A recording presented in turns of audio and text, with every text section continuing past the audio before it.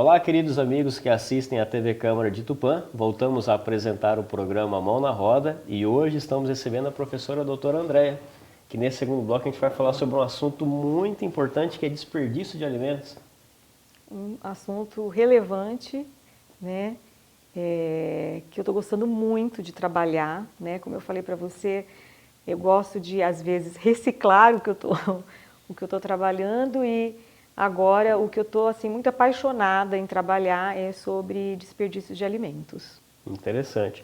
E existe, Andréia, assim, um desperdício muito grande de alimentos no mundo?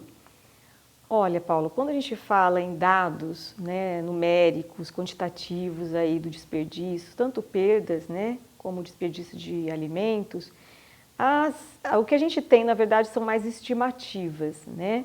Porque existem países que medem, tem países que não medem. Então, são, na verdade, estimativas. A gente pode estimar, né, que temos aí um desperdício de cerca de quase 1 bilhão de toneladas de alimentos que são jogados anualmente no mundo. Tá? Isso é dado pela própria ONU, né, por meio da FAO, né, que divulga os relatórios anuais, né, tanto a FAO como o Programa para Meio Ambiente da própria ONU. A FAO ela é mais voltada a quantificar perdas, né? Quando a gente fala em perdas de alimentos, a gente está falando as perdas lá no início da cadeia produtiva, lá no produtor, na colheita, na distribuição, e quando a gente, processamento também, e quando a gente fala em desperdício de alimentos, a gente está falando mais na ponta da cadeia aqui, mais na distribuição, no supermercado, lá no restaurante, na casa da gente. Né? Aquela comida que você deixa no prato ali no final, Isso, tá vendo? aquela comida que se deixa no desperdício, prato, né? Exato, um grande desperdício, né? No Brasil, né, especificamente, em termos quantitativos, estima-se que é cerca de 41 milhões de toneladas de alimentos que são desperdiçados, né? Por ano isso? Por ano. Nossa, por é muita ano. coisa, né? Isso, muita coisa, né? A própria FAO, em 2022, ela elaborou um relatório, a FAO não, o Programa de Meio Ambiente da ONU, elaborou um relatório para fazer essa quantificação do desperdício de alimento nessa ponta da cadeia aí, né, na distribuição, né? E, como disse, né, estimativa, é tudo questão de níveis de confiança ali, estatísticos que ela coloca, mas no Brasil a gente tem cerca de 60 quilos de alimentos por pessoa que a gente joga no lixo, né? Nossa. Então, assim, cada pessoa, por ano, joga cerca de 60 quilos de alimento do prato da sua casa no lixo, né? Globalmente, pensando em termos de mundo, a gente está um pouquinho abaixo, né? Mundialmente, isso dá mais ou menos 74 quilos, né? Mas é isso que eu falo. Os dados, né? Eu trabalho com gestão da qualidade, né? E a gente trabalha com dados e fatos, né? Esses dados ainda são muito, muito pequenos, assim, a gente não tem uma quantificação que a gente poderia dizer que é representativo para o todo, né? E aí a gente acaba até falando, olha, tem pesquisas que indicam assim, os países ricos, eles desperdiçam mais do que os pobres, quer dizer, os países ricos jogam mais comida no lixo do que quem mora nos países pobres ou países, digamos assim, em desenvolvimento, né? No caso do Brasil. Mas, na verdade, isso já caiu por terra, porque o que a gente tem, na verdade, é que esses países mais desenvolvidos, de fato, quantificam, né? Se você pegar a Suécia, né, que a gente estava falando da Suécia, todo o lixo gerado num supermercado, ele é quantificado. Não tem como mentir, né, o que ele gera. Aqui a gente não sabe.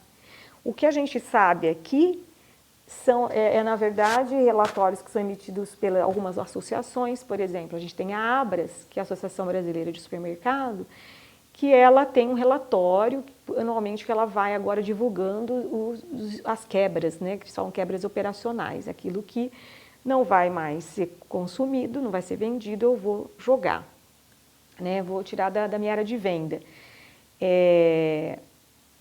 Será que esse dado é real? Né? Tem que ser mostrado um certo declínio, né? Mas eu estou fazendo pesquisa sobre isso e a gente está observando que esses dados não são muito reais, né?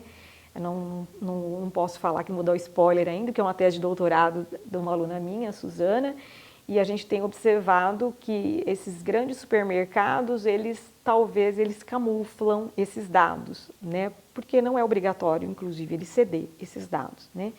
Então, em países mais desenvolvidos, eles quantificam, não tem jeito, eles têm que passar esses dados. Então, acaba que o dado é mais verdadeiro, né? Sim.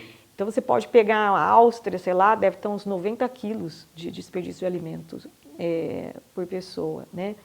E países assim, por exemplo, igual a China, Aí, fica muito mais complicado, aí é né? complicado. Primeiro a confiabilidade dos dados, a estimativa, né? Um país Transparência, extremamente né? populoso, né? Índia, né?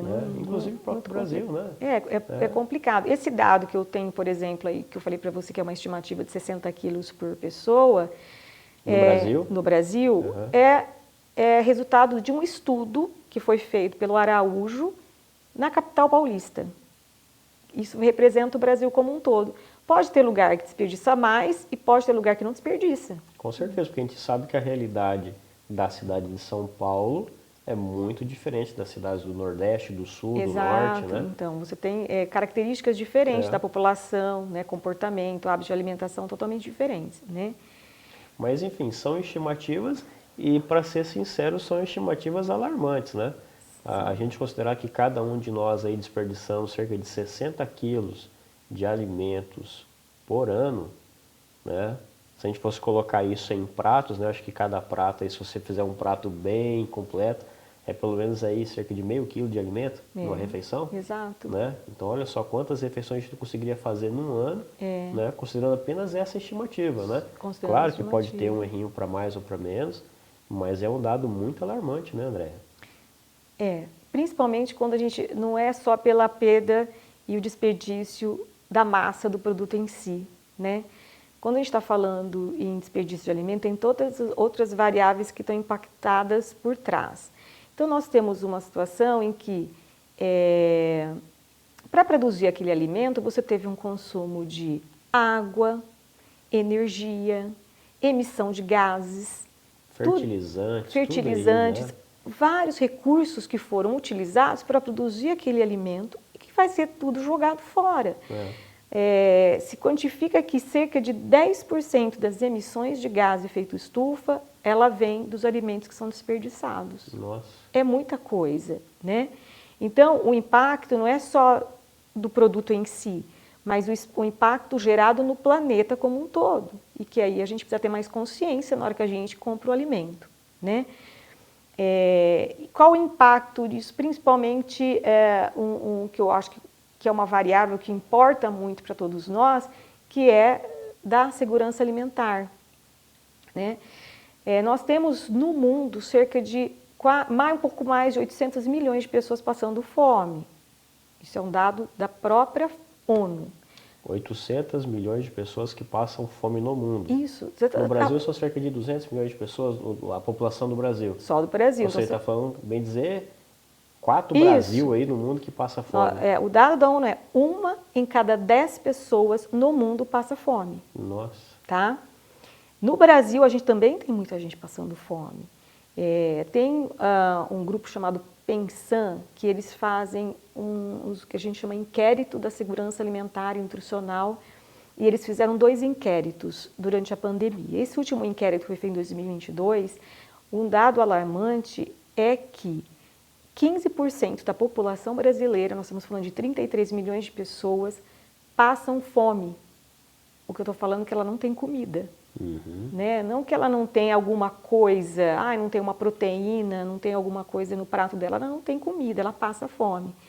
E quase 60% da população brasileira sofre de algum nível de insegurança alimentar, que é ou ele não tem uma alimentação adequada, por exemplo, ele só tem uma farinha para comer, ele não tem a proteína, as vitaminas que ele precisaria adquirir, ou ele fica alguma refeiçãozinha sem fazer, porque ele não tem condições de fazer as 3 refeições completas, né?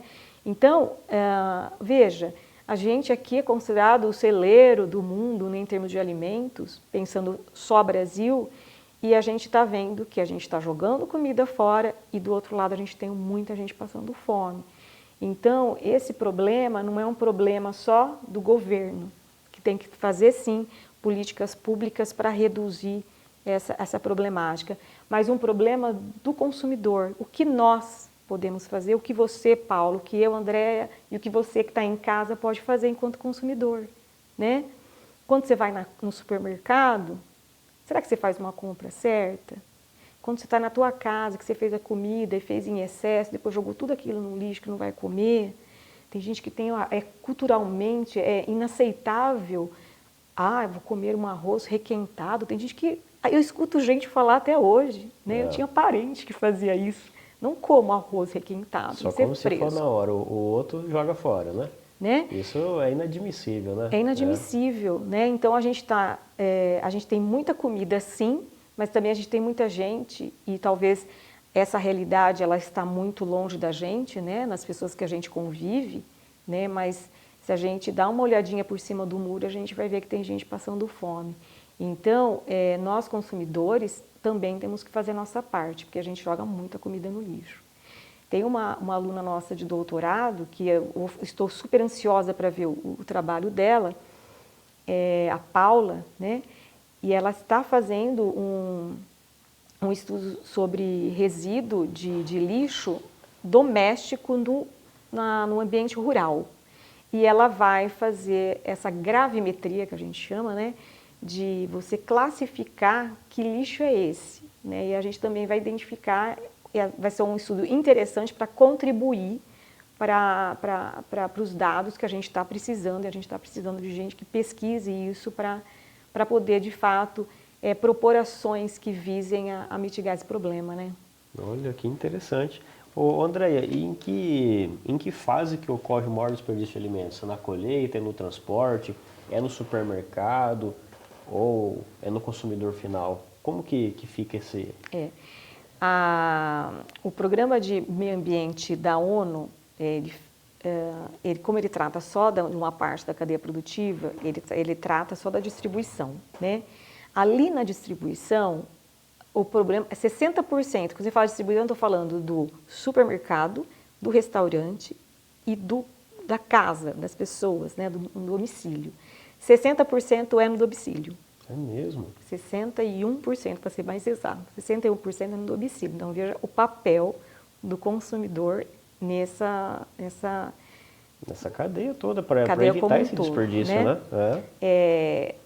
As perdas também ocorrem na produção rural, na colheita, no processamento, mas assim, o que eu posso dizer é que é um pouco mais no produtor rural, pela falta de planejamento, a maioria das vezes pela falta de planejamento adequado para determinar o que ele vai plantar, o que ele vai colher e se vai vender. Muitas vezes, por que o produtor ele perde muito? O preço caiu demais.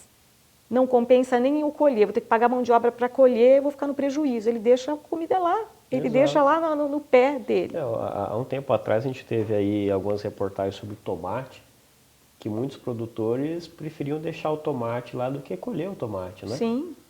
Quantas vezes a gente não viu na televisão o produtor jogando leite fora? Não compensa, joga leite fora. Então, na produção rural, a gente tem muitas questões que acontecem nas ações de planejamento que levam, e também questões que não estão na mão do próprio produtor. Sim, as questões mais de mercado, né? De mercado, né? Que ele acaba perdendo. Se eu fosse dizer para você aonde se perde menos, é no processamento. No processamento você tem tudo muito organizado, né?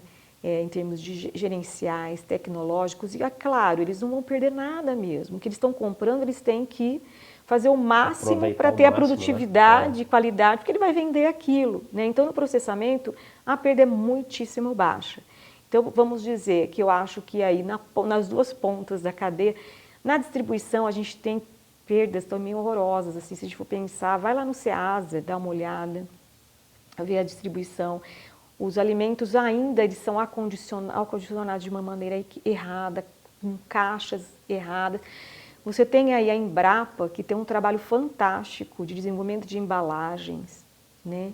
E que está fazendo o papel dela, né? Mas ainda tem muita coisa a se fazer para melhorar, para reduzir, para mitigar esse problema, né? Sim, com certeza. Por exemplo, você vai ver uma caixa de banana, se machucou a casca da banana ali, ninguém vai querer comprar aquela banana. Ela vai pro lixo, né? Um tomate, uma abobrinha, enfim, o que for. Porque a gente tem muito disso, né? De chegar ali na feira, no mercado e ver como que tá, se tá bonito, se tá feio, né?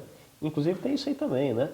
Às vezes um tomate que é feio, ele nem vai lá para o supermercado, para a feira, ele já é descartado, né? Já é descartado. É. Né? E é um produto que está bom para o consumo, tem qualidade, mas não tem ali visualmente ele não está bom. Bonito, né? Visualmente ele não está bom, né? E consumidor acaba comprando pelo aquilo que ele vê, né? Não além daquilo que aquele produto pode oferecer, né? Interessantíssimo. E quais estratégias que o pessoal que nos assiste, eles podem adotar a partir de agora, né? Com essa aula que você deu aqui, não é nem uma entrevista, é uma aula, né? Sobre desperdício de alimentos. Porque você falou que 61% acaba sendo aí, né, no consumidor final. Que estratégia 61% só pensando nessa ponta da cadeia, não no todo, né?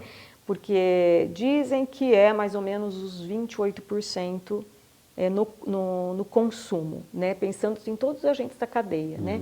Mas se a gente focar na distribuição, a gente tem 61% ali no consumidor.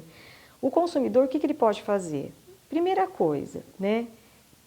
Ao comprar os alimentos, planejar direito a compra. Quantos de nós já não foi no mercado e não sabia o que tinha para comprar? Aí você vai lá e compra mais tomate do que você precisa, mais banana do que você precisa. Chega na tua casa, tinha lá banana, tinha tomate, tinha batata e você não fez a básica lista de compras, né? Você comprou em excesso. Muito bem, comprou em excesso. Sabe que vai estragar. Tem outras alternativas que você pode fazer, né? Adotar. Por exemplo, você tem lá banana que você sabe que vai estragar. Você está olhando aquela banana todo dia, você passa na cozinha, você fala, ela vai estragar. Já começou a ficar preta. Começou a ficar escurinha. Poxa, você tem tanta coisa gostosa que dá para fazer, gente. Dá para fazer um doce de banana, dá para fazer um smoothie, né? Dá para você congelar e fazer depois, né? Tem alimentos que você consegue aproveitar ele de forma integral. Inclusive a casca, né? Inclusive a casca, né? Então, não esperar ele estragar para você simplesmente jogar no lixo, né? Quando a gente pensa em estratégias para a gente reduzir o consumo, a gente tem que pensar, o primeiro critério em termos de adoção do que você deve fazer, né? Eu vou aproveitar ainda esse alimento para o consumo humano, que foi para isso que ele foi plantado, né? O agricultor fez para o consumo humano. Muito bem. Então, a gente trabalhar isso dentro de casa, fazendo planejamento de compra, indo no mercado, não ficar apertando tomate, cortando um pedacinho do quiabo para ver se está bom. Não precisa. Você pega o produto na mão, sem apertar, você já sente que o produto está bom, né? Alguns supermercados colocam preços mais baratos daqueles produtos que estão aptos ainda ao consumo, mas eles estão um pouquinho, às vezes, feios porque o consumidor não quer comprar. Olhe para essas bancas, são poucos supermercados que estão fazendo isso para frutas, legumes e verduras, mas olhe para isso. Só que alguns supermercados já estão fazendo o quê? Aquele produto que está prestes a vencer, ele é mais barato. Vai lá na prateleira, eu tenho esse costume, eu vou lá na prateleira do produto que está mais barato, porque ele está prestes a vencer e eu vou consumir aquele produto, né? Ou seja, você consegue fazer aquisição sem gastar muito, né? Importante até para a segurança alimentar. Isso. Né?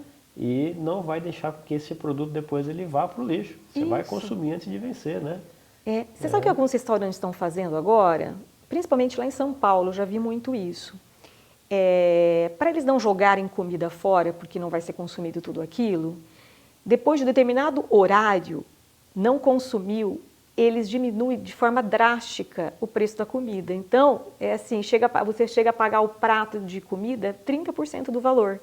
Olha. E eles têm aplicativos, e você entra no aplicativo daquele restaurante e tem lá o produto que já está para você poder comprar, disponível, entrega na tua casa, e você pode comer uma comida fresca, que não vai te fazer mal, e muito mais barato, né?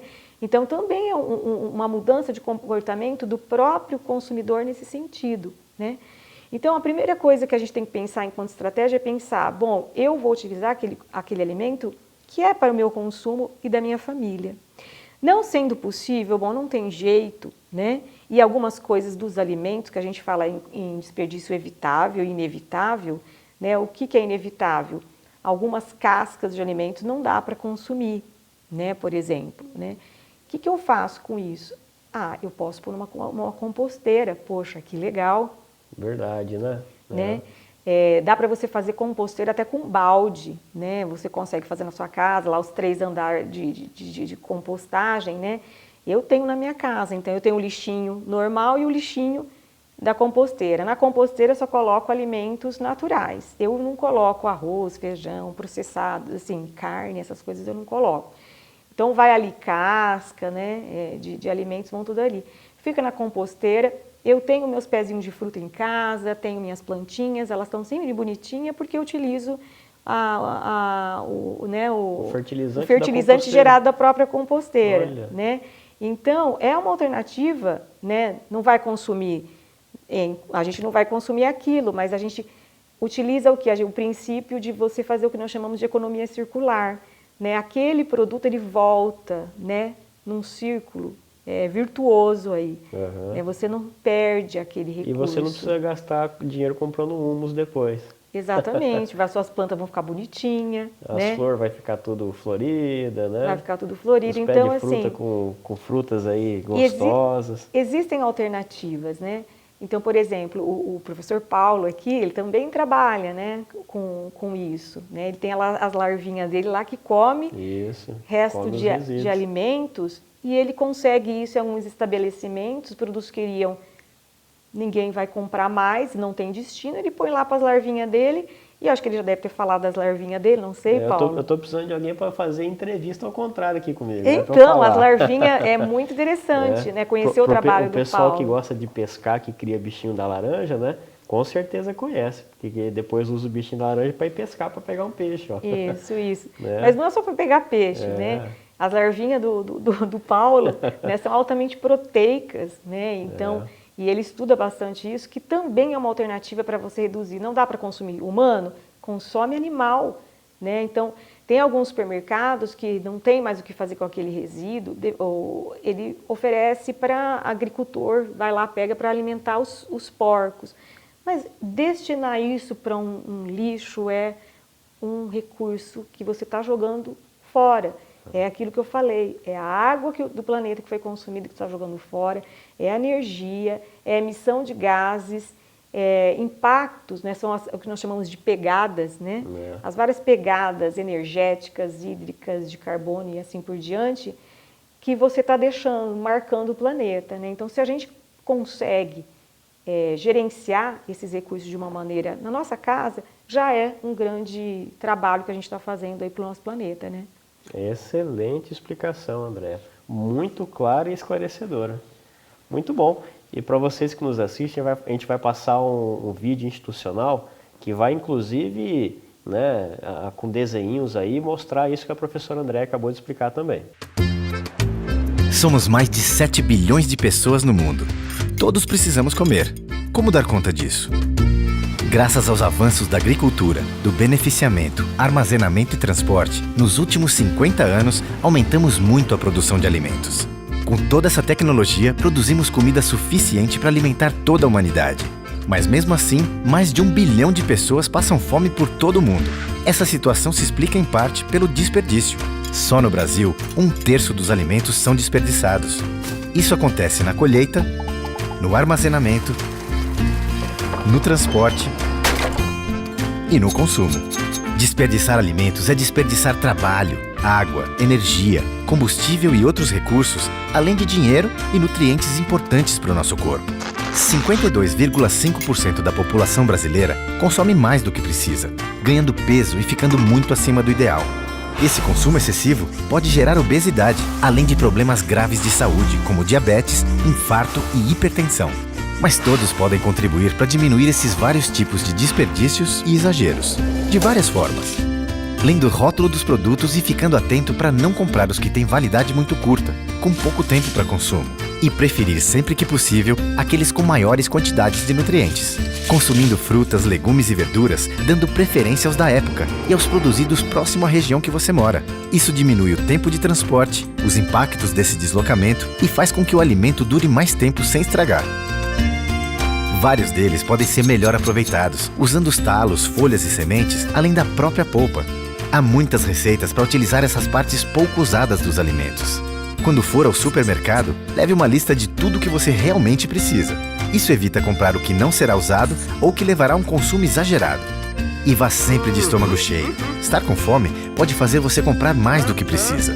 São ações simples como essas que podem ajudar a comprar somente o necessário e a fazer melhores escolhas de alimentos para uma alimentação mais equilibrada. E ajudam a criar um ciclo de consumo que gere bem-estar para todos com menos desperdício.